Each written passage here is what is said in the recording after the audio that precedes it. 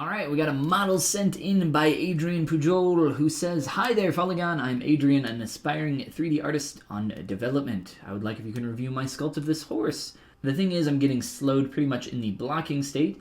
If you can give me some hints, would be really great. Furthermore, I don't know which path to follow for the leaves or the best method to do the wood legs. Thank you so much. Love your channel and stream." Well, thanks, man. It's very nice of you. Sent you the WeTransfer link. No problem. Got it. We're all set to go, I think. Cool. Well, my first recommendation for you here would be to sculpt the head in a neutral pose so that you can work on it with symmetry.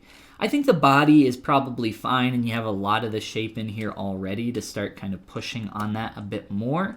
So I think you're probably pretty good here on just working in asymmetry with the body, with the pose and everything else. If you want to put that in a neutral pose and start with that and go back to that, I think that's totally fine. So let me show you how to do that really quick if you don't know, so that you can get back to a symmetrical state. And then I'll talk here about your pose, your branches, leaves, etc.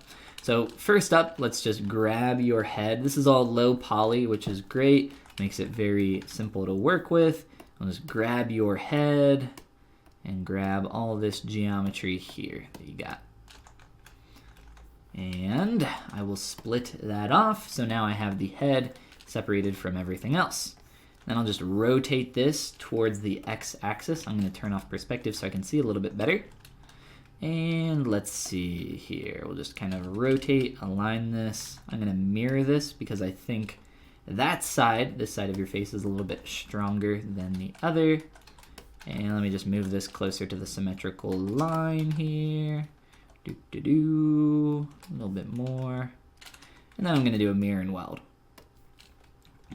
And move this over a little bit more. Mirror and weld again.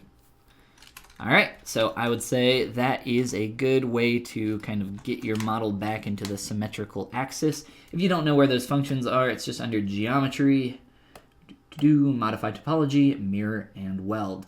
And I also use the mirror function to flip your face around, which is under Deformation Mirror right here.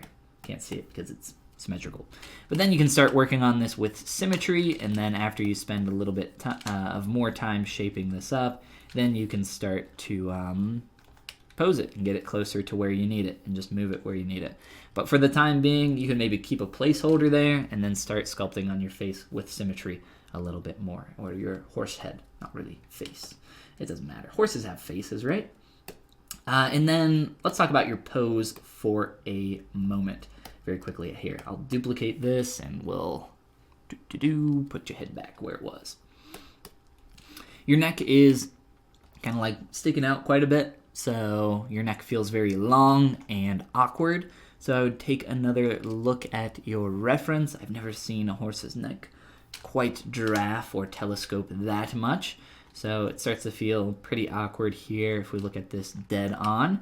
So I'd take a look at that. To kind of correct that, you could probably just start, moving and rotating some parts and pieces around and start to get some more width on your body. It looks like you got some extra stuff in here. What is this? What do I see? So I think you have two bodies. I'm not sure if there's a difference between the two of those. I don't know. It doesn't matter. So yeah, just start widening out your body a little bit more. If you want to go symmetrical on this, I think it'll help you so you don't have to sculpt everything twice, and you can maybe work on this a little bit more cohesively. I actually have an entire live stream of me working on a deer, the Great Prince of the Forest, Bambi's dad, that I did not too long ago. So I will link that below for you to check out. I think there's going to be a lot of helpful stuff in there.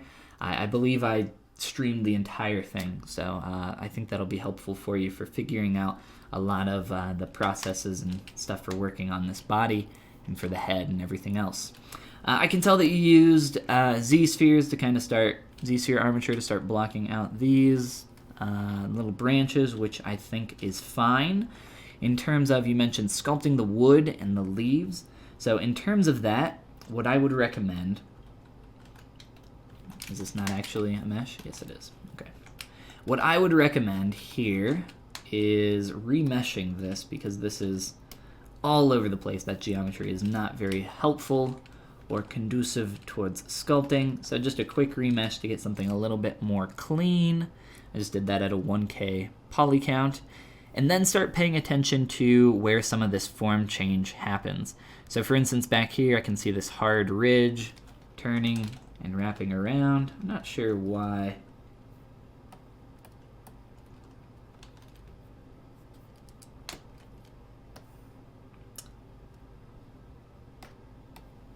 That's why.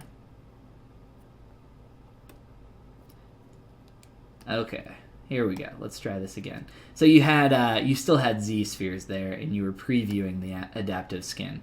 So now, did I get the? Where is it? There it is. All right. I don't use Z spheres. I hate them. We'll append that and put that in here. So now we have some actual geometry. Beautiful. So let's try that one more time. I can't believe that let me Z-remesh a preview. Is that what just happened? I don't know. So we'll Z-remesh that, get something a little bit more workable. And then from there, I'll just add in a couple subdivs so I can see a little bit better. Maybe use a pinch brush with lazy mouse and start just paying attention to where this surface starts to turn and change and bend and move and everything. Just kind of take some time to start blocking out those form changes. Beautiful. I don't think there's really a lot of texture going on with these shapes. So normally what I would say to get kind of like a woody texture would be to start using, this is very tiny, isn't it? Start using like a clay tubes brush, and you can start getting a pretty quick wood texture without much effort, or kind of like a bark texture, right? But for this, it seems like it's a pretty smooth surface, so I would probably just recommend keeping things nice and clean. You can maybe play around with texture later on once you start getting the basic shapes, but yeah, I would just kind of use my pinch brush here and maybe some trim and start really blocking out where those forms start to change, and I think that'll get you headed in the right direction. I have to do this again because I can't believe that this let me do this. So this is an adaptive skin with preview on, and it let me Z-remesh this. That blows my mind. That actually tells me that the preview button is actually temporarily making this geometry. That has, I mean, yeah, I mean, I guess that makes sense, but that's insane and crazy and stupid. So let's talk about your leaves and some of the form there. I think that'll help you get started on the actual, like, just blocking out in terms of accuracy. Down here, if you got some extra pieces, instead of using that, the adaptive skin stuff with Z-spheres, you could probably get away with using some curve brushes.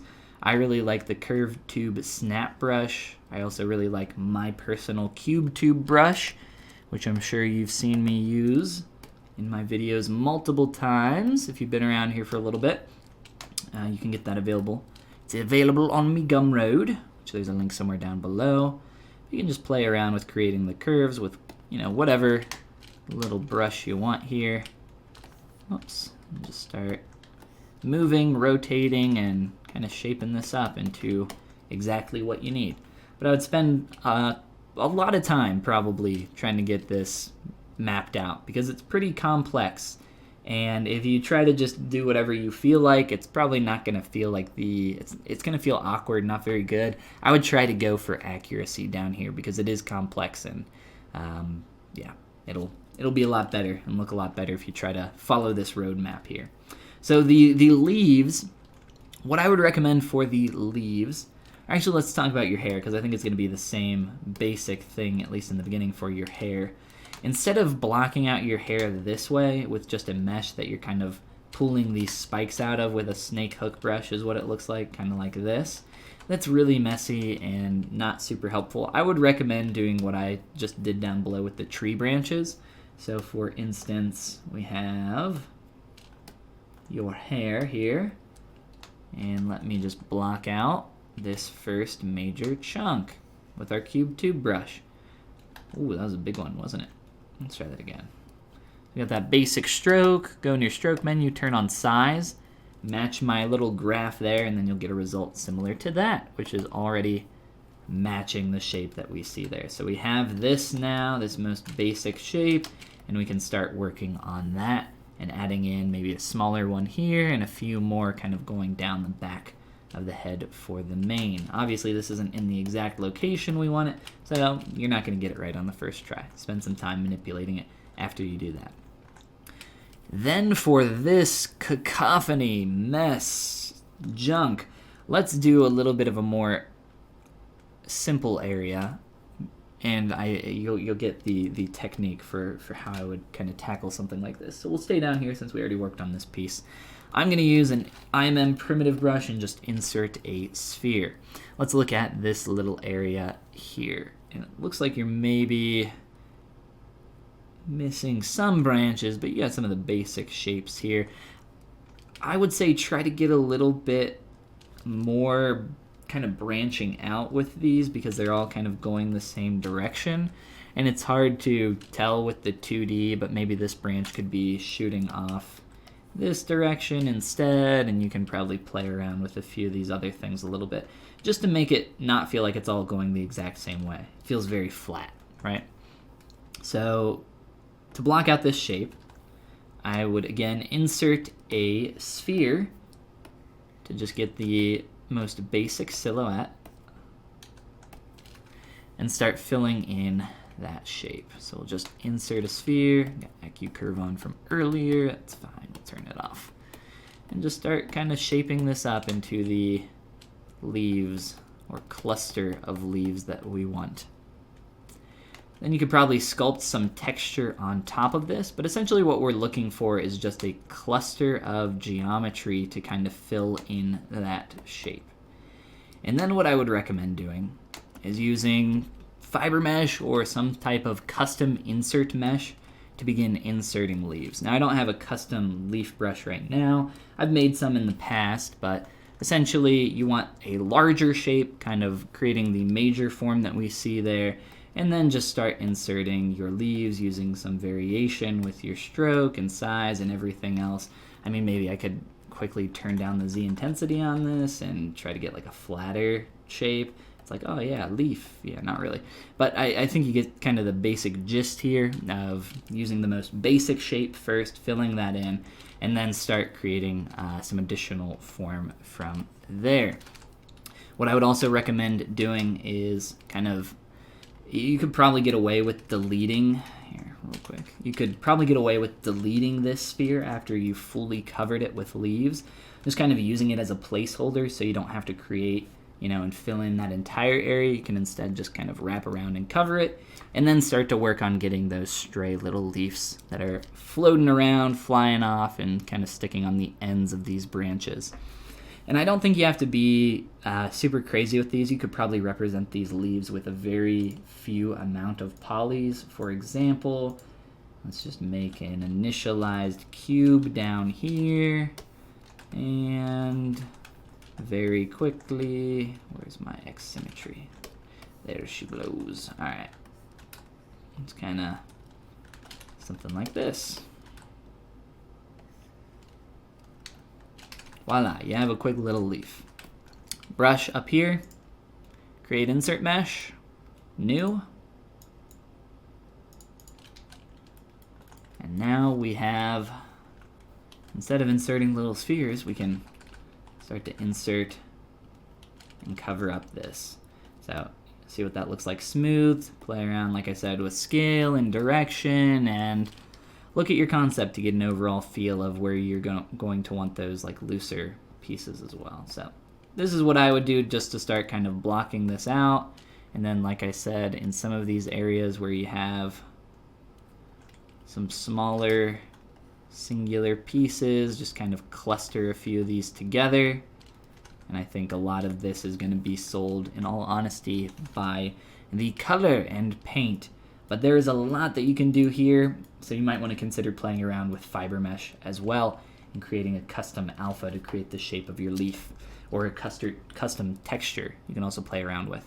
But just kind of starting to block that out and get the different variations for size and and play around with shape. Maybe you could create a custom or a few custom brushes.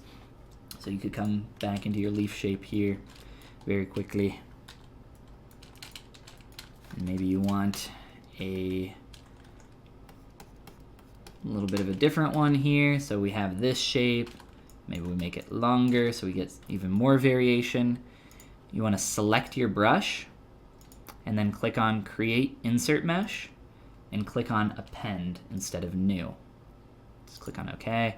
Normally you'll get a tray up here, but that's kind of a newer feature and I don't really like it. So for me it's the M key. And now you can see that I have 2 different leaves that I can choose from.